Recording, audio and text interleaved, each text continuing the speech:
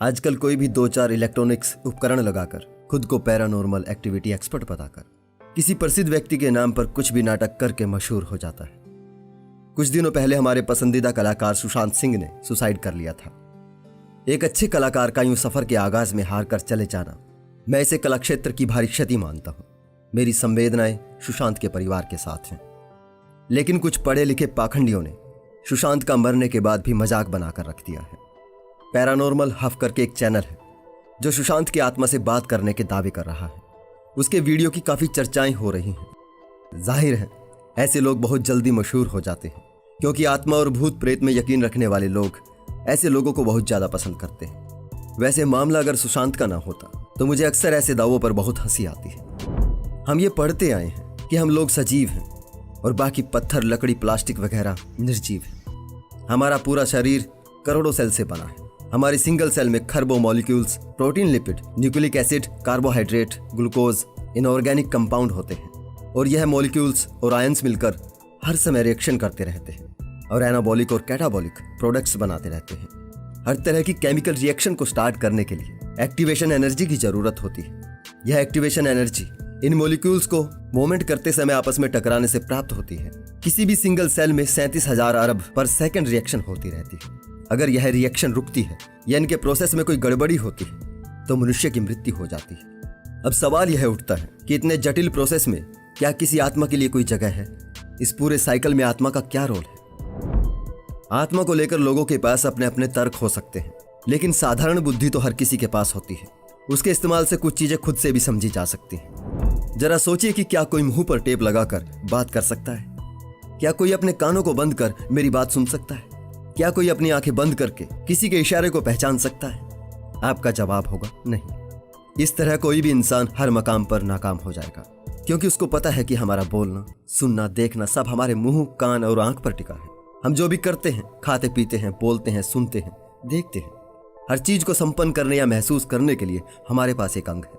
अगर हम उस अंग का काम बंद करते या उस अंग को अपने से अलग कर दें तो उस अंग से लिया जाने वाला काम हम नहीं कर सकते, उस सूरत में भी जबकि हम जिंदा हैं। तो मरने के बाद तो सारे अंग यहीं रह जाते हैं और नष्ट हो जाते हैं। तो कोई आत्मा जैसी शक्ति बिना मुंह, कान, आंख के कैसे बोल, सुन या देख सकती है? और अगर ऐसा करने में वह सक्षम है तो फिर वो शरीर में रहते हुए ऐसा क्यों नहीं कर पाती? एक अंधे को सब दिखना चाहिए, क्यों एक अंधा जीते जी मोहताज है, लेकिन मरने के बाद उसकी आत्मा सब देख सकती है। एक बोलने की क्षमता खो चुका व्यक्ति मरने के बाद बोल सकता है। ये कैसा लॉजिक है? जीते जी तो हर अंग जरूरी है और मरने के बाद कोई जरूरत नहीं। बड़ी अजीब बात है।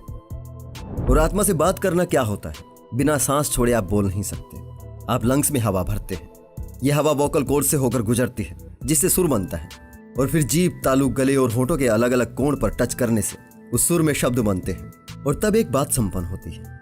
एक लाइन बोलने के लिए आपको कितने ही अंग चाहिए? और आत्मा, जिसे अगर कुछ देर के लिए मान भी लिया जाए कि होती है, वो बिना किसी अंग के बस हवा है या किसी तरह की एनर्जी कह लीजिए, वो सब बोल रही है, अपनी इच्छाएं, अपनी अभिलाषाएं बता रही हैं। ये कैसे संभव है? अब ऐसे कमाल पर यकीन करने के लिए आपका अंधविश्वासी होना बहुत जरूरी है, वरना थोड़ी सी बुद्धि लगाते ही तो आत्मा नाम की कल्पना उड़नछू हो जाती है। सन 1882 यूनाइटेड किंगडम में सोसाइटी फॉर साइकिकल रिसर्च नाम से अपने प्रकार की संसार की पहली संस्था का जन्म हुआ था, जिसका उद्देश्य विभिन्न प्रकार के अलौकिक चमत्कारों और परामनोवैज्ञानिक विषयों के संबंध में शोध करना था। यह संस्था आज भी सक्रिय है। इसके हजारों सदस्यों ने ढेरों शोध किए हैं और तब से लेकर अब तक ऐसी हजारों संस्थाएं इस तरह के अंधविश्वासों के पीछे के षड्यंत्र के खुलासे कर चुकी हैं। जिस किसी को भी ऐसे दावों पर यकीन हो, वो इन संस्थाओं के चैलेंज एक्सेप्ट करे और खुद को सिद्ध करे। देश और दुनिया में हजारों ऐसी संस्थाएं मौजूद हैं जो भूत प्रेत आत्मा सिद्ध करने वालों के लिए करोड़ों रुपयों के इनाम की घोषणा कर चुके हैं। इतने वर्षों में एक भी चमत्कारी व्यक्ति सामने नहीं आया जो खुद को और खुद के दावे को सिद्ध कर पाए।